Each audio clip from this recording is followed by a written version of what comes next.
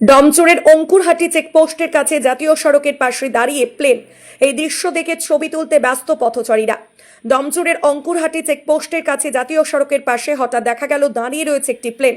Dumdum airport ছেড়ে এখানে কেন প্লেন, প্রশ্ন পথচারীদের। এখানে কেন দাঁড়িয়ে রয়েছে প্লেন, যদিও কোথায় নিয়ে যাওয়া হচ্ছে সেই খবর কেউ দিতে পারল না। আর এই দৃশ্য দেখে এলাকার মানুষ থেকে শুরু করে পথচারীরাও ছবি ভিডিও তুলতে ব্যস্ত। আবার কেউ ভিডিও কল করে বন্ধু বান্ধবদের দেখাচ্ছে। আবার কেউ কেউ বলছে এখানে কেন এলো প্লেনটি, কোনো কি দুর্ঘটনা ঘটেছিল, নানা রকম প্রশ্ন করতে দেখা গেল পথচারীদের মধ্যে।